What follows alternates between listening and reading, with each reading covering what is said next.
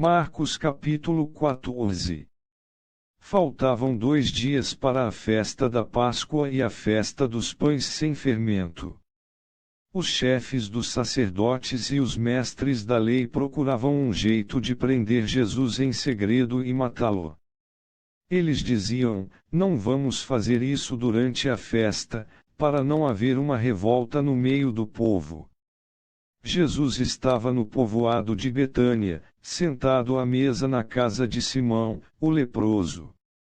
Então uma mulher chegou com um frasco feito de alabastro, cheio de perfume de nardo puro, muito caro. Ela quebrou o gargalo do frasco e derramou o perfume na cabeça de Jesus. Alguns que estavam ali ficaram zangados e disseram uns aos outros: que desperdício! Esse perfume poderia ter sido vendido por mais de 300 moedas de prata, que poderiam ser dadas aos pobres. Eles criticavam a mulher com dureza, mas Jesus disse: deixem esta mulher em paz. Por que é que vocês a estão aborrecendo? Ela fez para mim uma coisa muito boa. Pois os pobres estarão sempre com vocês, e, em qualquer ocasião que vocês quiserem, poderão ajudá-los. Mas eu não estarei sempre com vocês. Ela fez tudo o que pôde, pois antes da minha morte veio perfumar o meu corpo para o meu sepultamento. Eu afirmo a vocês que isto é verdade: em qualquer lugar do mundo onde o Evangelho for anunciado, será contado o que ela fez, e ela será lembrada.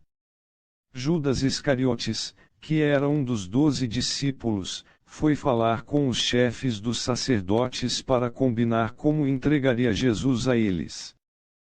Quando ouviram o que ele disse, eles ficaram muito contentes e prometeram dar dinheiro a ele. Assim Judas começou a procurar uma oportunidade para entregar Jesus. No primeiro dia da festa dos pães sem fermento, em que os judeus matavam carneirinhos para comemorarem a Páscoa, os discípulos perguntaram a Jesus: onde é que o Senhor quer que a gente prepare o jantar da Páscoa para o Senhor? Então Jesus enviou 2 discípulos com a seguinte ordem: vão até a cidade. Lá irá se encontrar com vocês um homem que estará carregando um pote de água. Vão atrás desse homem e digam ao dono da casa em que ele entrar que o mestre manda perguntar: onde fica a sala em que eu e os meus discípulos vamos comer o jantar da Páscoa? Então ele mostrará a vocês no andar de cima uma sala grande, mobiliada e arrumada para o jantar. Preparem ali tudo para nós. Os 2 discípulos foram até a cidade e encontraram tudo como Jesus tinha dito. Então prepararam o jantar da Páscoa. Quando anoiteceu, Jesus chegou com os 12 discípulos. Enquanto estavam à mesa, no meio do jantar, ele disse: eu afirmo a vocês que isto é verdade, um de vocês, que está comendo comigo, vai me trair. Eles ficaram tristes e, um por um, começaram a perguntar: o Senhor não está achando que sou eu, está? Jesus respondeu: é um de vocês. É o que está comendo no mesmo prato que eu. Pois o Filho do Homem vai morrer da maneira como dizem as Escrituras Sagradas, mas ai daquele que está traindo o Filho do Homem. Seria melhor para ele nunca ter nascido. Enquanto estavam comendo, Jesus pegou o pão e deu graças a Deus. Depois partiu o pão e o deu aos discípulos, dizendo: peguem, isto é o meu corpo. Em seguida, pegou o cálice de vinho e agradeceu a Deus.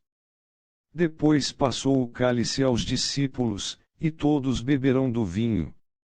Então Jesus disse: isto é o meu sangue, que é derramado em favor de muitos, o sangue que garante a aliança feita por Deus com o seu povo. Eu afirmo a vocês que isto é verdade: nunca mais beberei deste vinho até o dia em que beber com vocês um vinho novo no reino de Deus. Então eles cantaram canções de louvor e foram para o Monte das Oliveiras. E Jesus disse aos discípulos: Todos vocês vão fugir e me abandonar, pois as Escrituras sagradas dizem: Matarei o pastor, e as ovelhas serão espalhadas. Mas, depois que eu for ressuscitado, irei adiante de vocês para a Galileia. Então Pedro disse a Jesus: Eu nunca abandonarei o Senhor, mesmo que todos o abandonem. Mas Jesus lhe disse: Eu afirmo a você que isto é verdade, nesta mesma noite, antes que o galo cante 2 vezes, você dirá 3 vezes que não me conhece. Mas Pedro repetia com insistência: Eu nunca vou dizer que não o conheço, mesmo que eu tenha de morrer com o Senhor. E todos os outros discípulos disseram a mesma coisa. Jesus e os discípulos foram a um lugar chamado Getsemane. E Jesus lhes disse: Sentem-se aqui, enquanto eu vou orar. Então Jesus foi, levando consigo Pedro, Tiago e João.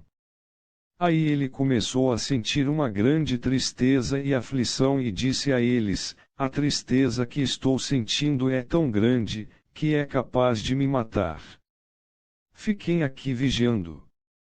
Ele foi um pouco mais adiante, ajoelhou-se, encostou o rosto no chão e pediu a Deus que, se possível, afastasse dele aquela hora de sofrimento.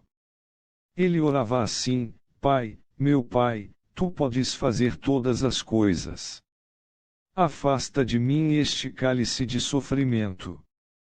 Porém que não seja feito o que eu quero, mas o que tu queres. Depois voltou e encontrou os 3 discípulos dormindo. Então disse a Pedro: Simão, você está dormindo. Será que não pode vigiar nem 1 hora? Vigiem e orem para que não sejam tentados. É fácil querer resistir à tentação, o difícil mesmo é conseguir. Jesus foi outra vez e orou, dizendo as mesmas palavras. Em seguida, voltou ao lugar onde os discípulos estavam e os encontrou de novo dormindo. Eles estavam com muito sono e não conseguiam ficar com os olhos abertos. E não sabiam o que responder a Jesus. Quando voltou pela 3ª vez, Jesus perguntou: Vocês ainda estão dormindo e descansando? Basta. Chegou a hora, e o Filho do Homem está sendo entregue nas mãos dos maus. Levantemo-se, e vamos embora. Vejam. Aí vem chegando o homem que está me traindo. Jesus ainda estava falando, quando chegou Judas, um dos 12 discípulos.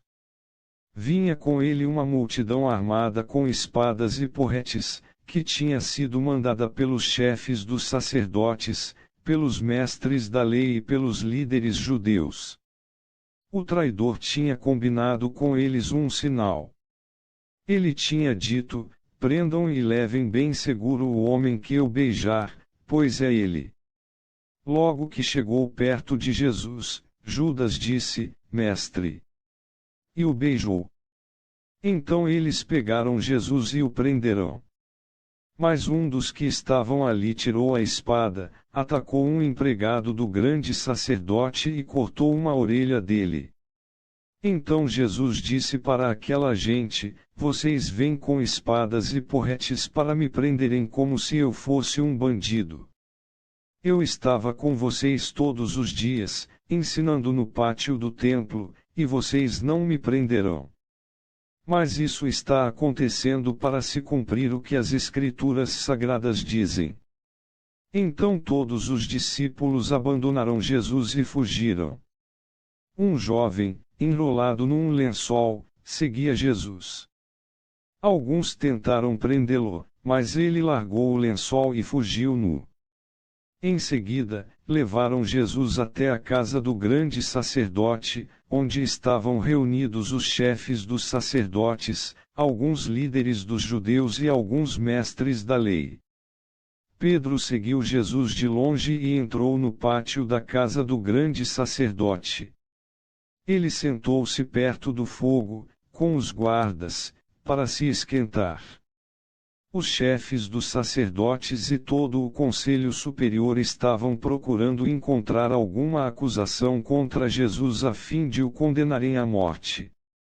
Mas não conseguiram nenhuma. Muitos diziam mentiras contra ele, mas as suas histórias não combinavam umas com as outras. Alguns se levantaram e acusaram Jesus com mentiras. Eles diziam: nós ouvimos quando ele disse: vou destruir este templo que foi construído por seres humanos e, em 3 dias, levantarei outro que não será construído por seres humanos. Mesmo assim, as suas histórias não combinavam umas com as outras. Aí o grande sacerdote se levantou no meio de todos e perguntou a Jesus: você não vai se defender dessa acusação? Mas Jesus ficou calado e não respondeu nada. Então o grande sacerdote tornou a perguntar: você é o Messias, o Filho do Deus bendito? Jesus respondeu: sou. E vocês verão o Filho do Homem sentado do lado direito do Deus Todo-Poderoso e descendo com as nuvens do céu. Aí o grande sacerdote rasgou as suas próprias roupas e disse: não precisamos mais de testemunhas. Vocês ouviram esta blasfêmia contra Deus. Então, o que resolvem? Todos estavam contra Jesus e aí o condenaram à morte. Então alguns começaram a cuspir nele. Cobriam o rosto dele, davam bofetadas nele e perguntavam: quem foi que bateu em você? Adivinhe. E também os guardas o pegaram e lhe deram bofetadas. Pedro ainda estava lá embaixo no pátio, quando apareceu uma das empregadas do grande sacerdote. Ela viu Pedro se esquentando perto do fogo, olhou bem para ele e disse: você também estava com Jesus de Nazaré. Mas ele negou, dizendo: eu não o conheço. Não sei do que é que você está falando. E saiu para o corredor. Naquele momento, o galo cantou. Quando a empregada viu Pedro ali, começou a dizer aos que estavam perto: este homem é um deles. Mas ele negou outra vez. Pouco depois, as pessoas que estavam ali disseram de novo a Pedro: não há dúvida de que você é um deles, pois você também é da Galileia. Aí Pedro disse: juro que não conheço esse homem de quem vocês estão falando. Que Deus me castigue se não estou dizendo a verdade.